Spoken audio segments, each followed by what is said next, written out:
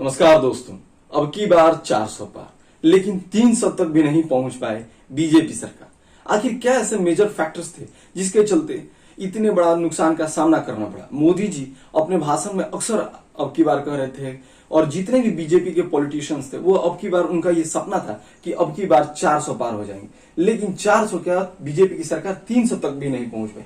आखिर क्या ऐसा मेजर फैक्टर रहा कि इतना नुकसान सहना पड़ा बीजेपी को? आज इस वीडियो में हम समझेंगे। उससे पहले हम आपको बता दें, जितने भी लोग ये समझते हैं कि मैं बीजेपी विरोधी हूं, मेरी पिछली वीडियो जाकर एक बार जरूर देखें। अब इस वीडियो की शुरुआत करते हैं। जो सबसे पहला मेजर फैक्टर है वो दैट इज एमएसपी, यानी मिनिमम सपोर्ट प्राइस। जब मोदी जी की सरकार नहीं बनी थी 2014 से पहले, मोदी जी ने एक वादा किया था पंजाब, चंडीगढ़, हरियाणा के किसान भाइयों से कि जब हमारी सरकार आएगी, यानी जब बीजेपी की सरकार आएगी, तो वो एमएसपी जरूर लाएगी, यानी मिनिमम सपोर्ट प्राइस। आखिर ये मिनिमम सपोर्ट प्राइस होता क्या है? देखिए, अगर मेरे हाथ में आप ये मार्कर देख रहे हैं तो इस मार्कर का मैं एक एमएसपी फिक्स कर देता हूं 20 रुपए। तो यानी इसका मिनिमम सपोर्ट प्राइस मैंने 20 रुपए फिक्स कर दिया। तो चाहे कुछ भी हो जाए, चाहे प्रोडक्टिविटी ज्यादा हो या कम हो, इसका प्राइस 20 रुपए ही रहेगा। यानी आप 20 रुपए से अधिक में तो खरीद सकते हैं, लेकिन चाहे कुछ भी हो जाए आप इसको 20 रुपए से कम में नहीं खरीद सकते। तो वैसे तो एमएसपी बहुत सारे फसलों पे दिया गया है, लेकिन ये कानून नहीं है। यदि सरकार आज चाहे तो जो एमएसपी में एक फसल है उसे हटा भी सकती है, और चाहे तो उसे ला भी सकती है। तो इसीलिए जो किसान है उनका कहना है कि एमएसपी पर कानून बनाया जाए। और मोदी जी ने यह वादा किया था 2014 से पहले कि जब भी हमारी बीजेपी की सरकार आएगी हम किसानों को एमएसपी जरूर देंगे। वहां पर एक बहुत बड़ी चूक हो गई कि बीजेपी वालों ने एमएसपी लागू नहीं किया। दूसरी सबसे बड़ी बात यहां पर यह रही कि जब किसान भाई आंदोलन कर रहे थे तो उनके साथ ऐसा बर्ताव किया गया जैसे कोई अपने दुश्मनों के साथ करता है। क्योंकि वो लोग जब दिल्ली में प्रवेश करना चाहते थे तो चारों तरफ बैरिकेटिंग कर दिया गया, चारों तरफ दिल्ली के चारों तरफ बैरिकेटिंग कर दिया गया ताकि जो किसान है वो अंदर ना आ सके दिल्ली में। कुछ सिक्योरिटी इशू है, लेकिन बीजेपी यानी नरेंद्र मोदी जी को किसान भाइयों की बात जरूर सुननी चाहिए थी, उनसे एक बार बातचीत जरूर करना चाहिए था, लेकिन वहां पर किया गया नहीं और किसानों पर हमला भी किया गया। और बहुत सारे ऐसे न्यूज वाले थे जिन्होंने वहां पर कहा कि किसान जो है एक आतंकवाद उनको बताया गया, और कहा गया कि वो पाकिस्तान जिंदाबाद के नारे लगा रहे हैं। यानी किसानों पर आरोप भी लगाया गया और किसानों का एक आक्रोश हो गया कि वो बीजेपी वालों को कि अब की बार वोट नहीं देंगे। तो सबसे पहला जो नुकसान सहना पड़ा बीजेपी को वो एमएसपी के चलते। जो सबसे बड़ा फैक्टर रहा वो रहा बृजभूषण सिंह। बृजभूषण सिंह बीजेपी के सांसद और भारतीय कुश्ती महासंघ के अध्यक्ष भी थे। इन पर यह आरोप लगाया कि यौन शोषण का इन पर आरोप लगा। जो साक्षी मलिक जी थी उन्होंने आरोप लगाया कि इन पर यौन शोषण का आरोप लगाया गया कि ये महिलाओं के साथ बदसलूकी करते हैं।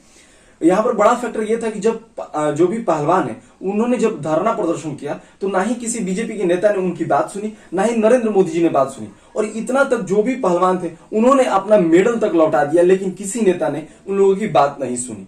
और उसके बाद से जब लोगों को ये मालूम चला तो लोगों ने भी आक्रोश दिखाया और बाद में जाकर बहुत दिक्कतों के बाद ये मामला सुलझा। तीसरा जो सबसे बड़ा मेजर फैक्टर था वो था महंगाई। जो मोदी जी पहले 2014 से पहले कहते थे कि कांग्रेस वाले महंगाई का म बोलने के लिए भी तैयार नहीं है, आज वो मोदी जी महंगाई का पूरा म से लेके ई तक बोल दे रहे हैं, यानी महंगाई बढ़ा दो।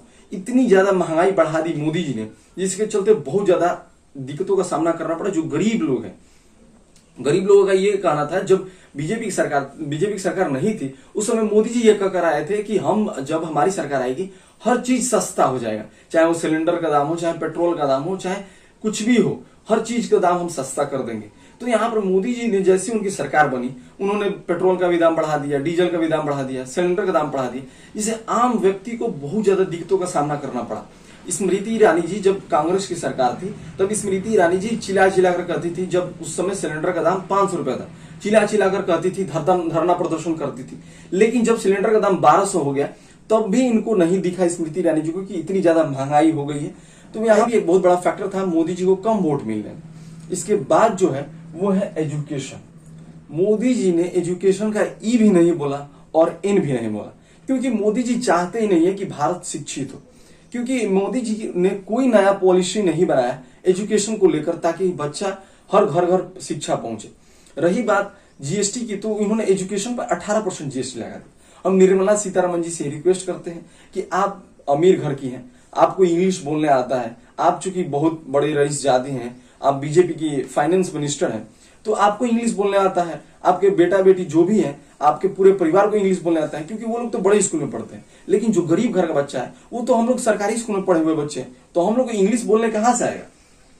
तो हम आपसे रिक्वेस्ट करते हैं कि एजुकेशन पे जो 18% जीएसटी लगाई है उसे हटा दीजिए, और जब भी आप भाषण देना तो उसे इंग्लिश में ना देकर हिंदी में भाषण दीजिए, क्योंकि इंग्लिश में लोगों को मूर्ख बनाया जाता है। जैसे वो नहीं कहा, वो एक मूवी है पंचायत का, उसमें कहता है, देख रहा है विनोद कैसे लोगों को मूर्ख बनाया जा रहा है इंग्लिश बोलकर। इंग्लिश बोलकर लोगों को मूर्ख मत बनाइए, और एजुकेशन पर जो 18% आपने जीएसटी लगाया उसको हटा दीजिए। अगर 18% जीएसटी लगाइए, हटा दीजिएगा, तो घर घर शिक्षा पहुंचेगी, और घर घर का बच्चा जो है वो खुद अपने आप जो है जॉब अपॉर्चुनिटीज जो भी है वो आसानी से प्राप्त कर लेगा। 18% जीएसटी लगा दीजिएगा, पढ़ेगा ही नहीं तो बेरोजगारी खुद पर खुद बढ़ेगी ही।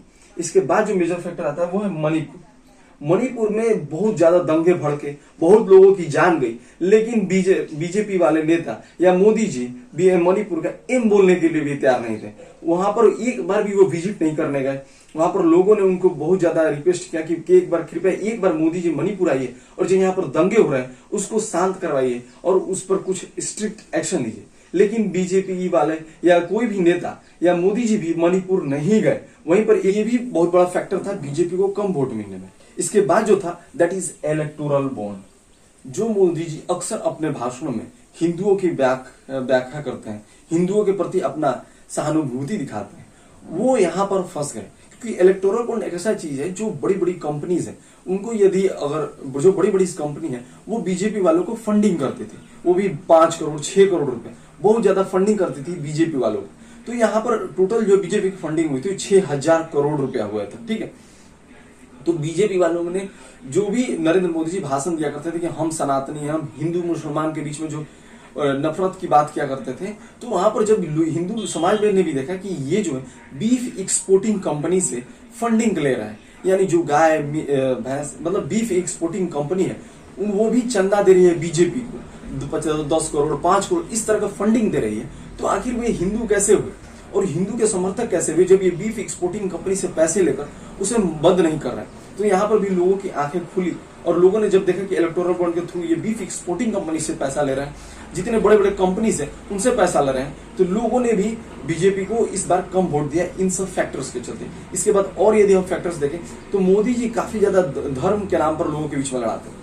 हम जनता से भी रिक्वेस्ट करना चाहते हैं, चाहे ओवैसी हो, चाहे मोदी जी हो, चाहे भारत का कोई भी नेता हो, अगर कुछ भी भड़काऊ भाषण देता है हिंदू या मुसलमान को लेकर, आप उन सबके चक्कर में नहीं पड़ेगा। क्योंकि जब भी देखिए हिंदू मुसलमान का दंगे हुए तो वहां पर किसी भी नेता की जान नहीं गई, ना ही नेता के बेटे की जान गई, किसी की जान नहीं गई। लेकिन वहां पर जान गई तो किसी आम आदमी की ही जान गई। तो आम आदमी इन नेताओं के भड़काऊ भाषण में क्यों जान दे अपना? यहाँ पर लोगों की भी समझदारी होनी चाहिए। इसीलिए हम कहते हैं कि घर घर शिक्षा पहुंचाई, लेकिन एजुकेशन पर 18% जीएसटी, घर घर शिक्षा कैसे पहुंचेगा? तो ये मेजर फैक्टर्स थे जिनके चलते बीजेपी को काफी ज्यादा लॉस सहना पड़ा इस साल। तो मिलते हैं नेक्स्ट वीडियो में, तब तक के लिए जय हिंद।